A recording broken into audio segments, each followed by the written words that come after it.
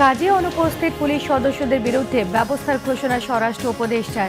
আইন শৃঙ্খলা দ্রুত ঠিক করতে সেনাবাহিনী ম্যাজিস্ট্রেসি জানিয়েছেন উপদেষ্টা নাহিদ। চলমান পঞ্চবার্ষিক পরিকল্পনা স্থগিতের সিদ্ধান্ত একনেক সভায়। 222 কোটি টাকা ব্যয় 4টি প্রকল্পের অনুমোদন। সময় মতো প্রকল্প বাস্তবায়নের তাগিদ। এক সপ্তাহ পর হাসপাতাল থেকে বাসায় ফিরলেন খালেদা জিয়া। বর্তমান সরকারকে সময় দেবে বিএনপি, ঠাকুরগাঁয়ে বলেছেন মির্জা ফখরুল। অবৈধ এবং প্রতারণামূলক নির্বাচনের অভিযোগ, শেখ হাসিনার সবশেষ 3 সিসি এবং কমিশনের বিরুদ্ধে চট্টগ্রামের আদালতে মামলা। কিছু ব্যাংকে অতি নিয়ন্ত্রণ করছে কেন্দ্রীয় ব্যাংক, অভিযোগ বিএবির। 6 মাসের মধ্যে ব্যাংকিং খাতকে দাঁড় করানো সম্ভব।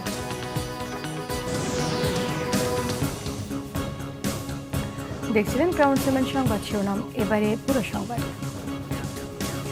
এখনো কাজে না ফেরা পুলিশ সদস্যদের বিরুদ্ধে ব্যবস্থা নেওয়া হবে। যারা লুকিয়ে আছেন তারা আর পুলিশে যোগ দিতে পারবে না বলে জানিয়েছেন স্বরাষ্ট্র উপদেষ্টা অবসরপ্রাপ্ত লেফটেন্যান্ট জেনারেল মোহাম্মদ জাহাঙ্গীর আলম চৌধুরী।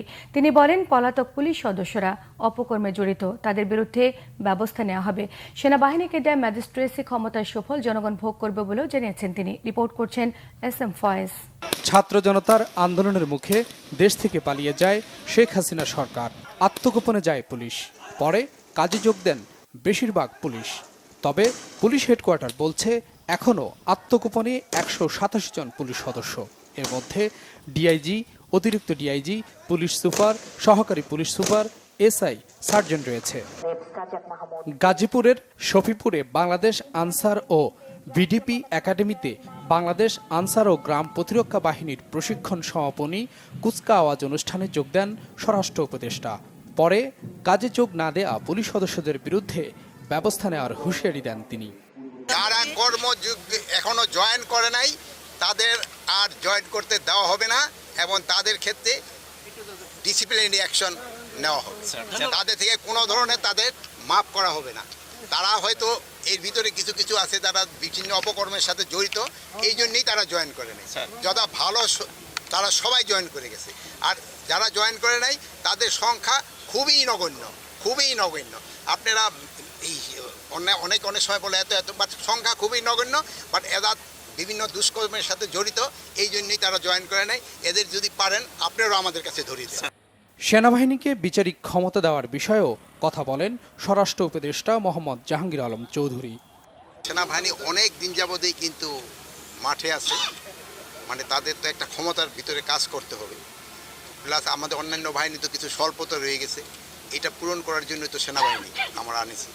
যেমন এই যে ম্যাজিস্ট্রেট পাওয়ারটা, এইটার সুবিধাটা ভোগ করবে বাংলার জনগণ।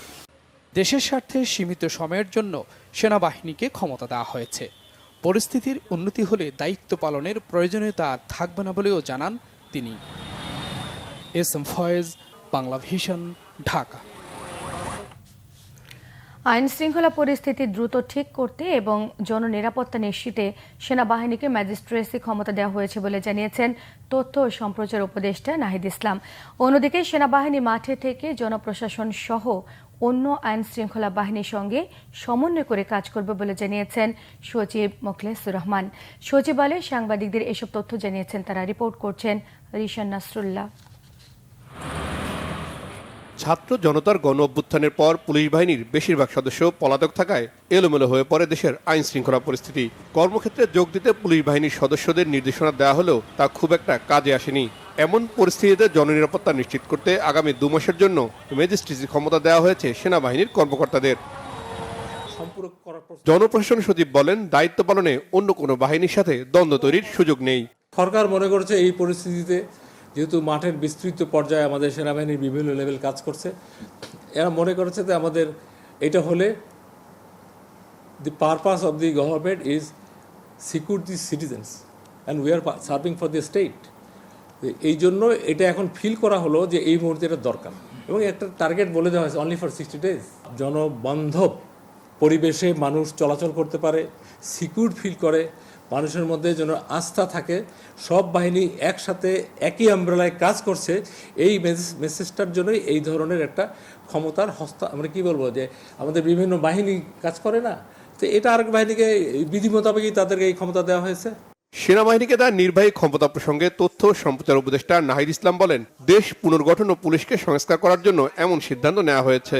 আমরা দ্রুত সময়ের মধ্যে আইন শৃঙ্খলার পরিবেশ যাতে সম্পূর্ণভাবে ঠিক থাকে, মানুষের জননিরাপত্তাটা নিশ্চিত হয়, এবং আমরা যেহেতু একটা জরুরি পরিস্থিতিতে আছি, দেশ পুনর্গঠন করা লাগতেছে, সেজন্য আমরা সেনাবাহিনীকে এই ক্ষমতাটি দেওয়া হয়েছে এবং সেটা কেবল 2 মাসের জন্য। এবং আমরা মূলত এই সময়টার মধ্যে আমাদের যে পুলিশ বাহিনীটা আছে সেটাকে সম্পূর্ণভাবে রিফর্ম করে আরও শক্তিশালী করে মানুষের আস্থার জায়গায় নিয়ে এসে তাদেরকে মাঠে ফিরিয়ে নিয়ে আসবো। এই কারণে মূলত এই সিদ্ধান্তটি নেওয়া হয়েছে। এই সময় সাংবাদিকদের হত্যা মামলায় আসামি করা প্রসঙ্গে এক প্রশ্নের জবাবে উপদেষ্টা বলেন, যেসব সাংবাদিক, কবি ও শিল্পী ফ্যাসিবাদে জড়িত ছিলেন ও সহযোগিতা করেছেন তাদেরকে ছাড় দেওয়ার সুযোগ নেই। এই মামলাগুলো খুব দ্রুত সময়ের মধ্যে পর্যালোচনা করা হবে, তদন্ত করা হবে, এবং যদি অভিযোগ না থাকে তাকে এই মামলা থেকে রেহাই দেওয়া হবে। কেবলমাত্র সাংবাদিক পরিচয়, সাংস্কৃতিক ব্যক্তিত্ব বা কবি পরিচয়ের কারণে কিন্তু কেউ রেহাই পেয়ে যাবে না। এই ফ্যাসিজমের সাথে যারা জড়িত ছিল, এটার যারা বৈধতা উৎপাদনে কাজ করেছে, তাদের লেখনীর মাধ্যমে, তাদের মতামতের মাধ্যমে জনমত তৈরি করেছে, গণহত্যার পক্ষে কাজ করেছে, উস্কানি দিয়েছে, তাদেরকে কিন্তু অবশ্যই বিচারের আওতায় আনা হবে। সামাজিক মাধ্যমে ব্যাপক গুজব প্রতিরোধে তথ্য মন্ত্রণালয়ের সেল কাজ করছে কিনা জানতে চাইলে নাহিদ ইসলাম বলেন, গুজব রোধে ফ্যাক্ট চেকিং বিষয়টি আরও শক্তিশালী করার ব্যাপারে কাজ করা হচ্ছে। রিশান নাসরুল্লাহ, বাংলাভিশন, ঢাকা। আওয়ামী লীগ সরকারের করা পঞ্চবার্ষিকী পরিকল্পনা স্থগিত করেছে অন্তর্বর্তীকালীন সরকার। রাজনৈতিক প্রভাবশালী ঠিকাদার প্রকল্প পরিচালকদের ইচ্ছে মতো প্রকল্প বাস্তবায়ন করায় বারবার প্রকল্প সংশোধন এবং বরাদ্দ বাড়ানো হতো বলে জানিয়েছেন পরিকল্পনা উপদেষ্টা ওয়াহিদুদ্দিন মাহমুদ। সার্ভিল্যান্স লুটপাটের যথেষ্ট সুযোগ ছিল না বলে বৈদেশিক সাহায্য পুষ্ট প্রকল্প ফেলে রাখা হতো জানিয়ে পরিকল্পনা উপদেষ্টা জানিয়েছেন, দাতা গোষ্ঠী নতুন পুরনো সব প্রকল্পে টাকা দিতে প্রস্তুত। রিপোর্ট করছেন রুকনুজ্জামান। বুধবার রাজধানীর তেজগাঁয়ে প্রধান উপদেষ্টার কার্যালয়ে প্রধান উপদেষ্টা অধ্যাপক মোহাম্মদ ইউনূসের সভাপতিত্বে অন্তর্বর্তীকালীন সরকারের প্রথম জাতীয় অর্থনৈতিক পরিষদের নির্বাহী কমিটির সভা অনুষ্ঠিত হয়। সভায় 1200 কোটি টাকা ব্যয়ে 4টি প্রকল্পের অনুমোদন দেয় একনেক। এর মধ্যে 600 কোটি টাকা ব্যয়ে গ্যাস অনুসন্ধানের একটি প্রকল্প রয়েছে। সভা পরবর্তী রাজধানীর আগারগাঁয়ে পরিকল্পনা মন্ত্রণালয় ব্রিফিং করেন পরিকল্পনা উপদেষ্টা ওয়াহিদুদ্দিন মাহমুদ। আওয়ামী লীগ সরকারের আমলে প্রকল্প অনুমোদনের সাথে বাস্তবায়নের বিস্তর ফারাকের কথা জানান পরিকল্পনা উপদেষ্টা। আমাদের অর্থনীতির দিক নির্দেশনা, নতুন দিক নির্দেশনা এবং তার অর্থায়ন কী করে হবে, এটার জন্য একটা টাস্ক ফোর্স হয়েছে। 3 মাসের মধ্যে তারা রিপোর্ট দেবে। প্রকল্পগুলো কেন নষ্ট হলো, কেন এতবার সময় বাড়াতে হলো এবং কেন এতবার অর্থ বরাদ্দ দিতে হলো, বাড়তি অর্থ বরাদ্দ দিতে হলো, এবং কেন কিছু কিছু বড় বড় প্রকল্পের খরচ আন্তর্জাতিক যে হিসাব তার থেকে 3-4 গুণ কেন বেশি হলো। লুটপাটের সুযোগ কম থাকায় বৈদেশিক সাহায্যপুষ্ট প্রকল্প ফেলে রাখা হতো বলেও মন্তব্য করেন তিনি। জানান, সব ধরনের উন্নয়ন প্রকল্প বাস্তবায়নে যত প্রয়োজন তত অর্থ দিতে চান দাতারা। সরকার মূল্যস্ফীতি কমানো সহ শিক্ষা প্রযুক্তি খাতে নতুন নতুন প্রকল্পকে অগ্রাধিকার দেবে বলে জানান পরিকল্পনা উপদেষ্টা। রাজনৈতিক মদতপুষ্ট স্বার্থগোষ্ঠীর জন্য অনেক প্রকল্প হয়তো নেওয়াই হয়, অথবা ভালো প্রকল্প নিলেও সেগুলোকে অপচয় করা হয়, দুর্নীতি হয়। আমরা সেগুলোকে বলছি যে রাজনৈতিক প্রকল্প আমি বলবো না, আমি বলবো যে অপরাজনৈতিক প্রকল্প। টাকার যাতে অপচয় না হয়, দুর্নীতি যাতে না হয়, সেটা হলো আমাদের প্রধান লক্ষ্য। এতে যদি কম ব্যয় হয়, বাজেটের আকার ছোট হয়, আমার নিজের ব্যক্তিগতভাবে তাতে কোনো অসুবিধা নেই। ওয়াহিদুদ্দিন মাহমুদ জানান, শেখ হাসিনা সরকারের করা পঞ্চবার্ষিক পরিকল্পনা স্থগিত করা হয়েছে। বর্তমান সরকার নয়, পরবর্তী রাজনৈতিক সরকারই নেবে পরবর্তী পঞ্চবার্ষিক পরিকল্পনা। যাত্রাতেই বোঝা গেছিল ওটা হবে না। রুকনুজ্জামান, বাংলাভিশন, ঢাকা। বিএনপি মহাসচিব মির্জা ফখরুল ইসলাম আলমগীর বলেছেন, ভারতের সাথে প্রতিবেশী হিসেবে থাকতে চাই, তবে অন্যায় করলে প্রতিবাদ করা হবে। শেখ হাসিনার বিচারের দাবিতে ঠাকুরগাঁওয়ের হরিপুরে বিএনপির আয়োজনে জনসভায় প্রধান অতিথির বক্তব্যে তিনি এসব কথা বলেন। তিনি আরও বলেন, ছাত্র জনতার আন্দোলনের ফলে ফ্যাসিস্ট সরকার পতনের পর দেশ এখন মুক্ত স্বাধীন। এই স্বাধীনতা ততক্ষণ থাকবে যতক্ষণ তা ধরে রাখা যাবে। শেখ হাসিনা হাজার হাজার মানুষ খুন করেছে, বিএনপি নেতা এবং ছাত্র জনতাকে নির্যাতিত করেছে। এদিকে সন্ধ্যায় সদর উপজেলার রুহিয়া বালিকা বিদ্যালয় মাঠে দলের দ্বিবার্ষিক সম্মেলনে নতুন সরকারকে সময় দেওয়ার কথাও জানিয়েছেন মির্জা ফখরুল।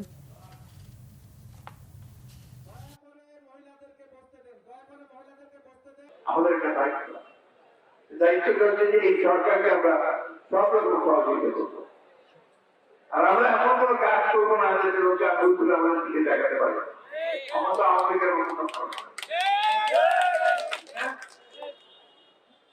লীগের মতো কাজ যেন আমরা না করি, আমাদের কোন নেতাকে যেন তারা বলতে না পারে এটা আওয়ামী লীগের মতো কাজ করতে যেন বলতে পারে, যেন ভালোবাসা কাজ করে। এই বিষয়টা আমাদের আছে। স্বাস্থ্য পরীক্ষা এবং চিকিৎসা শেষে অনেকটা সুস্থ হয়ে 7 দিন পর গুলশানের বাসভবনে ফিরেছেন বিএনপি চেয়ারপারসন বেগম খালেদা জিয়া। এভারকেয়ার থেকে বুধবার সন্ধ্যে 7টার কিছু পর ফিরোজায় ফেরেন তিনি।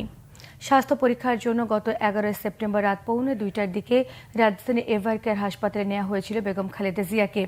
তার ব্যক্তিগত চিকিৎসক অধ্যাপক AZM জাহিদ হোসেন জানান, কিছু পরীক্ষা নিরীক্ষার জন্য বিএনপি চেয়ারপারসন হাসপাতালে ছিলেন। উড়োজাহাজে দীর্ঘ পথ ভ্রমণে তিনি শারীরিকভাবে সক্ষম হলেই মেডিকেল বোর্ড তাকে উন্নত চিকিৎসার জন্য বিদেশে নেওয়ার উদ্যোগ নেবে। সকল প্রস্তুতি নিয়ে রেখেছেন তারা। বেগম জিয়ার বিদেশি চিকিৎসা নিয়ে আইনি কোনো জটিলতা নেই বলে জানিয়েছেন তিনি। তবে দিন যতই যাচ্ছে বেগম জিয়ার রোগ প্রতিরোধ করার ক্ষমতা দিন দিন কমে যাচ্ছে। ডাক্তার জাহিদ আরও বলেছেন, স্বৈরাচার বিরোধী আন্দোলনে হতাহতদের বিএনপি সর্বোচ্চ সহযোগিতা করবে বলে জানিয়েছেন বিএনপি চেয়ারপারসন। শেখ হাসিনা পালিয়ে যাবার বিষয়ে তিনি বলেছেন, এমন দিনটি দেখার অপেক্ষায় ছিল সবাই।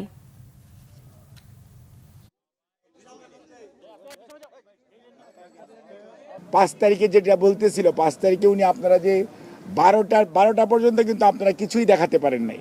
দুপুর 12টার পর থেকে আপনারা প্রথম লাইভ যখন দেখানো শুরু করেছেন তখন কিন্তু উনি বিছনায় শুয়ে উনি এগুলো দেখতেছিলেন এবং বলতেছিলেন যে আল্লাহর কাছে শুকরিয়া আদায় করতেছিলেন। যখন উনি পালিয়ে যাচ্ছে, ওই যে ছবিটা যখন আপনারা দেখাইছেন তখন উনি বলছে যে এই দিনটা দেখার খুব প্রয়োজন ছিল। দেশের মানুষ যাতে কোনো অবস্থাতে আইন নিজের হাতে তুলে না দেয় এবং কোনো ধরনের প্রতিহিংসা পরায়ণতার মধ্যে আমরা যাতে না পড়ে আগের যে ঐতিহ্য সেটা আমরা ধারণ করতে চাই না।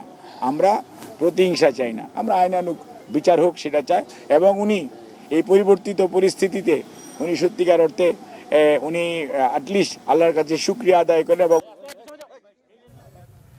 বিএনপি স্থায়ী কমিটির সদস্য নজরুল ইসলাম খান জানিয়েছেন, অন্তর্বর্তীকালীন সরকারের পক্ষে সবকিছু সংস্কার করা সম্ভব নয়। নির্বাচিত সরকারই পারে সবকিছু সংস্কার করতে। দলের স্থায়ী কমিটির আরেক সদস্য ডক্টর আব্দুল মঈন খান জানিয়েছেন, সাধারণ মানুষের অধিকার আদায় সংগ্রামের পর এখন ঐক্যবদ্ধভাবে তা বাস্তবায়ন দরকার।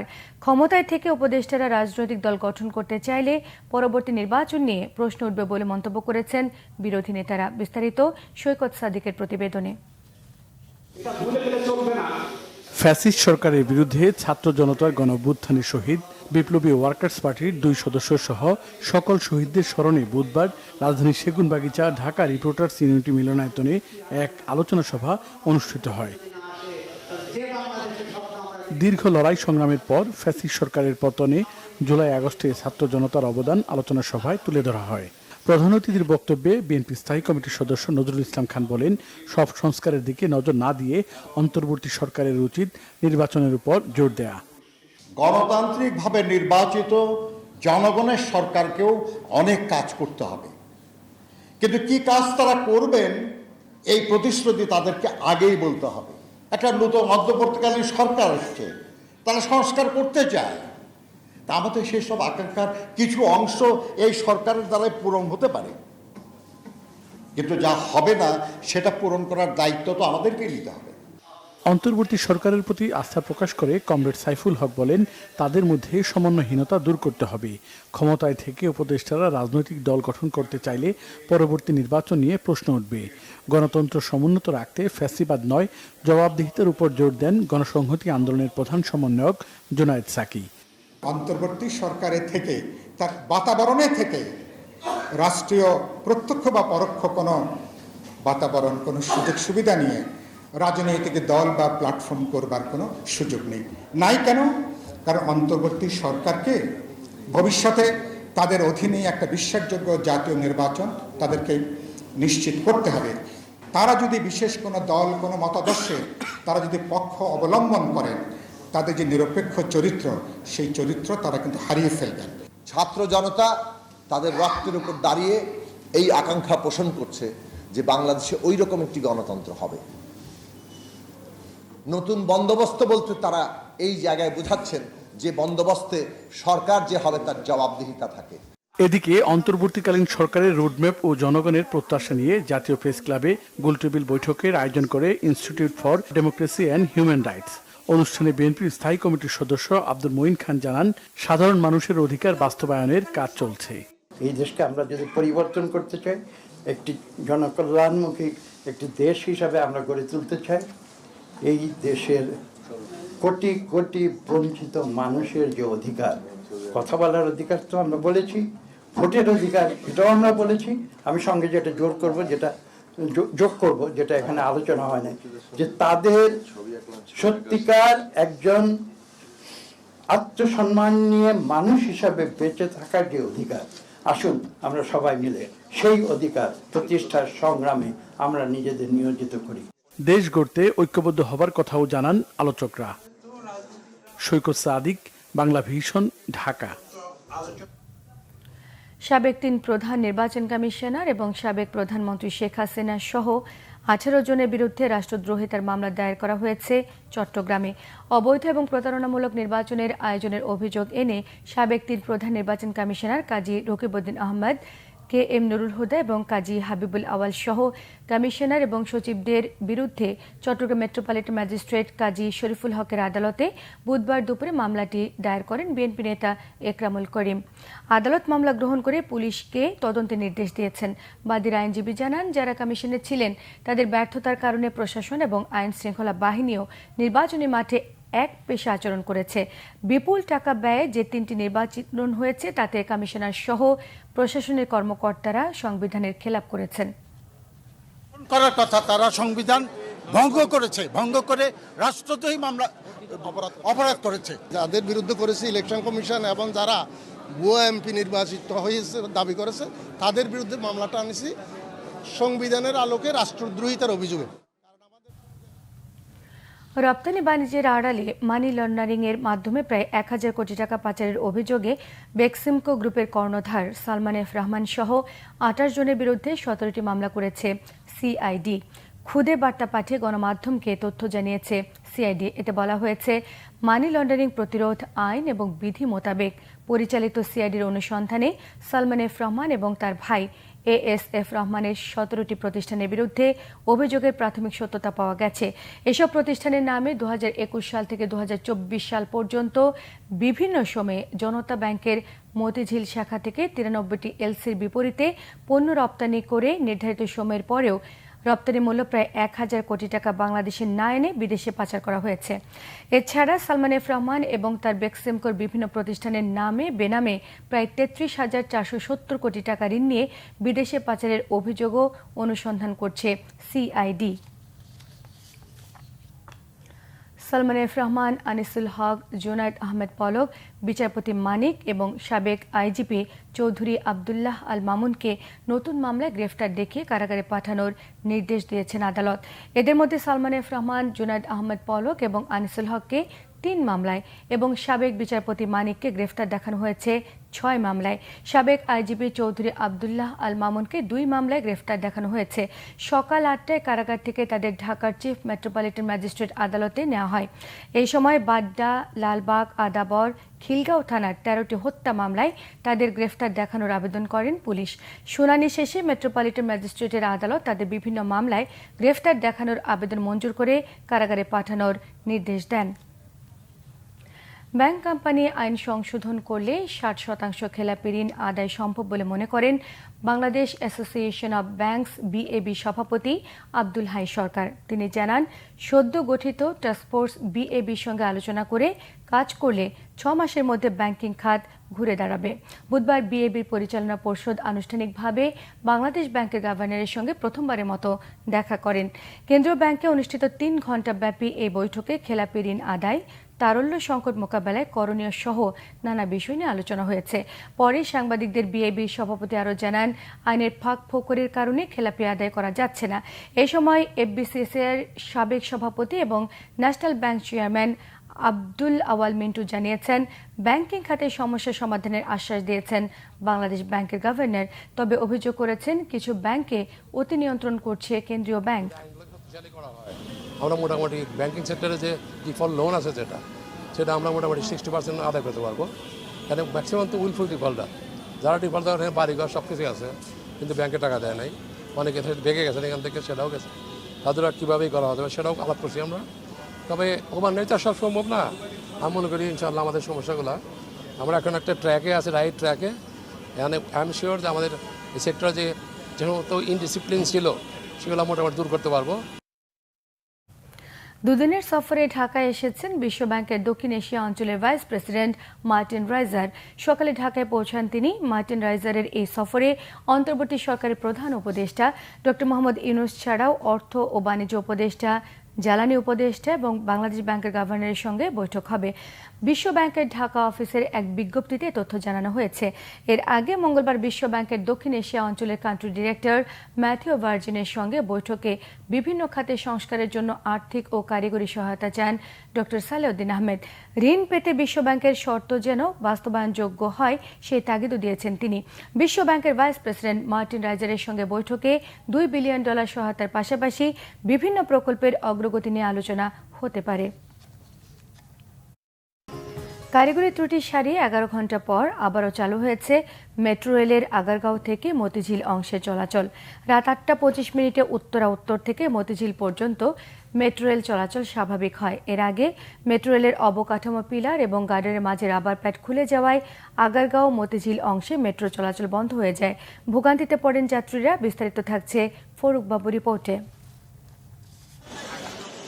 রাজধানীর খামারবাড়ি মেট্রো স্টেশনের আগে অবকাঠামো পিলার ও গার্ডারের মাঝের একটি রাবার প্যাড খুলে গেছে, যে কারণে আগারগাঁও থেকে মতিঝিল পর্যন্ত মেট্রো রেল চলাচল বন্ধ থাকে।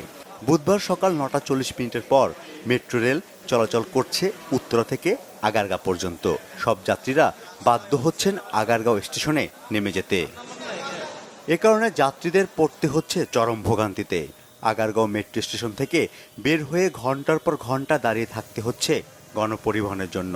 তবে সেনাবাহিনী ম্যাজিস্ট্রেসি পাওয়ার পর থেকে ফিটনেস ও লাইসেন্সবিহীন গণপরিবহন সড়কে নামছে না, যে কারণে একদিকে পরিবহন সংকট, অন্যদিকে মেট্রো রেল বন্ধ থাকায় যাত্রীদের ভোগান্তি চরম আকার ধারণ করেছে।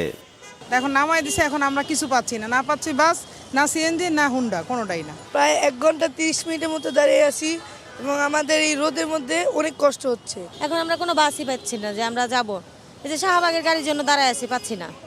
গণপরিবহন সংকট দেখা দেয় সিএনজি, রিক্সা, মোটরবাইক চালকরা দাবি করছে অতিরিক্ত ভাড়া। অভিযোগ যাত্রীদের।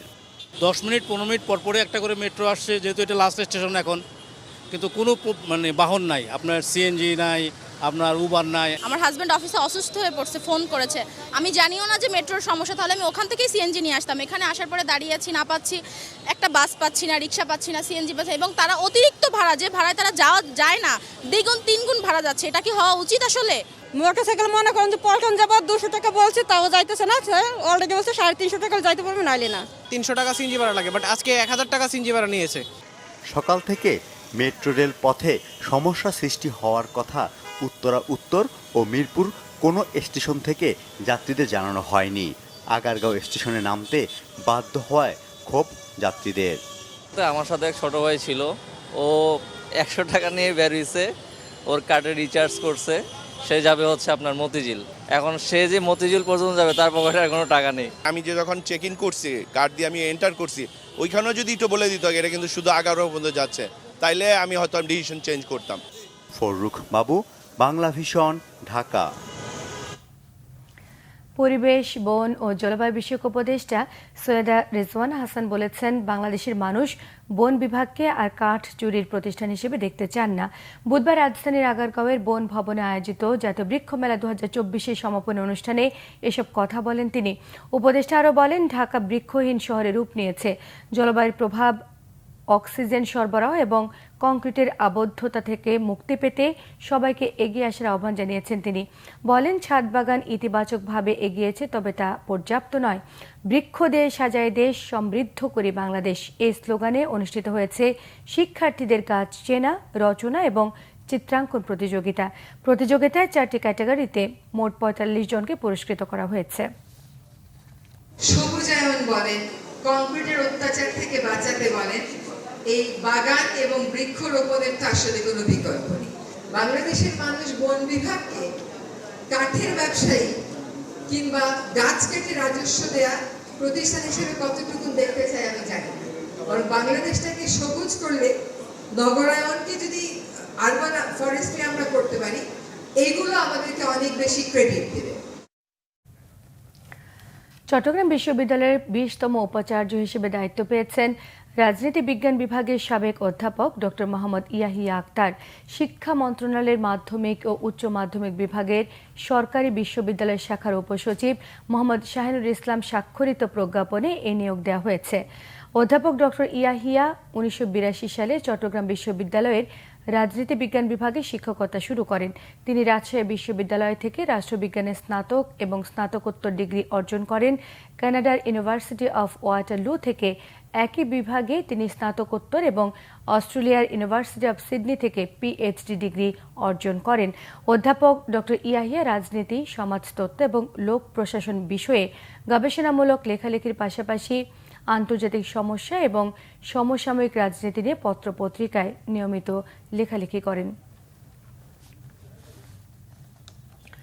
ডেঙ্গু আক্রান্তের সংখ্যা বাড়ছে চট্টগ্রামে। এবছর নগরীতে ডেঙ্গু আক্রান্ত হয়েছেন 909 জন। এর মধ্যে এ পর্যন্ত প্রাণ গেছে 12 জনের। তার মধ্যে সেপ্টেম্বরে ডেঙ্গু আক্রান্ত হয়ে মারা গেছে 7 জন। আক্রান্তদের মধ্যে 386 জন চট্টগ্রামের বিভিন্ন উপজেলার বাসিন্দা। বাকিরা চট্টগ্রাম মহানগরীর জেলা সিভিল সার্জন কার্যালয় থেকে এসব তথ্য জানানো হয়েছে। গত বছর চট্টগ্রামে ডেঙ্গু আক্রান্ত হয়েছিলেন 14,087 জন। মৃত্যু হয়েছিল 107 জন। আশপাশ পরিষ্কার পরিচ্ছন্ন রাখার পাশাপাশি দিনের বেলা মশারি টাঙিয়ে ঘুমাবার পরামর্শ দিয়েছেন সংশ্লিষ্টরা। আরও কিছু খবর এখন থাকছে একটি ডেস্ক রিপোর্ট। বাংলাদেশ সমবায় ব্যাংক লিমিটেডের 47তম বার্ষিক সাধারণ সভা অনুষ্ঠিত হয়েছে রাজধানীতে। ঢাকার কাকরাইল ইনস্টিটিউশন অব ডিপ্লোমা ইঞ্জিনিয়ার্সের মুক্তিযোদ্ধা মিলনায়তনে এ সভায় প্রধান ছিলেন স্থানীয় সরকার, পল্লী উন্নয়ন ও সমবায় মন্ত্রণালয়ের উপদেষ্টা এএফ হাসান আরিফ। বিশেষ অতিথি ছিলেন মন্ত্রণালয়ের সচিব মোসাম্মদ শাহনারা খাতুন এবং সমবায় অধিদপ্তরের নিবন্ধক ও মহাপরিচালক মোহাম্মদ শরীফুল ইসলাম। সভাপতিত্ব করেন পল্লী উন্নয়ন ও সমবায় বিভাগের অতিরিক্ত সচিব ও ব্যাংকের অন্তর্বর্তী ব্যবস্থাপনা কমিটির চেয়ারম্যান ডক্টর হুমায়রা সুলতানা। সভা পরিচালনায় ছিলেন ভারপ্রাপ্ত মহাব্যবস্থাপক মোহাম্মদ আসানুল গনি। সবাই সমবায়দের দ্রুত ও সহজ শর্তে কৃষি ঋণ প্রদান সহ ব্যাংকের কার্যক্রম আধুনিকায়ন ও ডিজিটালাইজেশন করার সিদ্ধান্ত নেওয়া হয়। জুলাইয়ের অভ্যুত্থান এমন একটি অভ্যুত্থান যা সকল ছাত্র সমাজকে একত্রিত করেছে।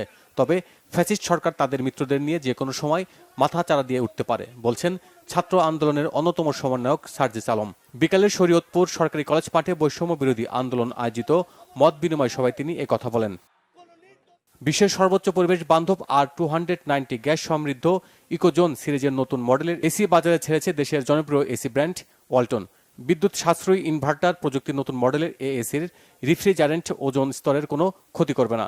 ওয়ালটনের প্রথম বিএসটিআই সনদপ্রাপ্ত সম্পূর্ণ পরিবেশ বান্ধব এ গ্যাস সমৃদ্ধ এসি উৎপাদন ও বাজারজাত করছে। বিশ্ব ওজোন দিবস উপলক্ষে সকালে রাজধানী ওয়ালটন কর্পোরেট অফিসে এর আনুষ্ঠানিক উদ্বোধন করেন ওয়ালটন হাইটেক ইন্ডাস্ট্রির পিএলসির managing director S M. Mahbubul Alam. Senior executive director Amin খানের সঞ্চালনায় বিশেষ অতিথি হিসেবে উপস্থিত ছিলেন বিএসটিআইয়ের মহাপরিচালক এস.এম. ফেরদৌস আলম। সরকারি গাড়ি কেনাকাটায় দুর্নীতি অভিযোগে রাষ্ট্রীয় মালিকানাধীন একমাত্র গাড়ি সংযোজনকারী প্রতিষ্ঠান প্রগতি ইন্ডাস্ট্রিজ লিমিটেডের সকল দুর্নীতিবাজ কর্মকর্তাদের শাস্তি দাবি করেছে এসআর ট্রাক্টরস এর স্বত্বাধিকারী শামসুল হুদা। জাতীয় প্রেস ক্লাবে আয়োজিত সংবাদ সম্মেলনে তিনি এ দাবি জানান। তিনি বলেন, 2001 থেকে 2005 সাল পর্যন্ত বিআরটিসির চেয়ারম্যানের দায়িত্বে ছিলেন অ্যাডভোকেট তৈমুর আলম খন্দকার। সে সময় হওয়া দুর্নীতি আর লুটপাটের শাস্তি হলেও পরবর্তীতে আবার শুরু হয় লুটপাট। জানান, প্রতিষ্ঠানটির কাছে পাওনা 4,03,05,000 টাকা বুঝে না পেয়ে বৃদ্ধ বয়সেও তিনি মানবেতর জীবনযাপন করছেন। কক্সবাজার জেলা প্রশাসকের সাথে মত বিনিময় সভা হয়েছে সাংবাদিকদের। বিকালে সৈকতকে পরিষ্কার পরিচ্ছন্ন রেখে দেশি বিদেশি পর্যটকদের কাছে আরও আকর্ষণ বাড়াতে সম্মিলিত পদক্ষেপ নেওয়ার কথা জানান জেলা প্রশাসক সালাউদ্দিন। এতে উপস্থিত ছিলেন প্রেস ক্লাবের সভাপতি মাহবুবুর রহমান ও সাধারণ সম্পাদক মমতাজ উদ্দিন বাহারি সহ অন্যরা। Bangla vision news desk. সংবাদ শেষ করব শিরোনামগুলো আরো একবার জানিয়ে দিয়ে। কাজে অনুপস্থিত পুলিশ সদস্যদের বিরুদ্ধে ব্যবস্থার ঘোষণা স্বরাষ্ট্র উপদেষ্টার। আইন শৃঙ্খলা দ্রুত ঠিক করতে সেনাবাহিনীর ম্যাজিস্ট্রেসি জানিয়েছেন উপদেষ্টা নাহিদ। চলমান পঞ্চবার্ষিক পরিকল্পনা স্থগিতের সিদ্ধান্ত একনেক সভায়। 222 কোটি টাকা ব্যয় 4টি প্রকল্পের অনুমোদন। সময়মতো প্রকল্প বাস্তবায়নের তাগিদ। এক সপ্তাহ পর হাসপাতাল থেকে বাসায় ফিরলেন খালেদা জিয়া। বর্তমান সরকারকে সময় দেবে বিএনপি, ঠাকুরগাঁয় বলেছেন মির্জা ফখরুল। অবৈধ এবং প্রতারণামূলক নির্বাচনের অভিযোগ। শেখ হাসিনা সবশেষ 3 সিইসি এবং কমিশনের বিরুদ্ধে চট্টগ্রামের আদালতে মামলা। কিছু ব্যাংকে অতি নিয়ন্ত্রণ করছে কেন্দ্রীয় ব্যাংক। অভিযোগ বিএবির। 6 মাসের মধ্যে ব্যাংকিং খাতকে দাঁড় করানো সম্ভব।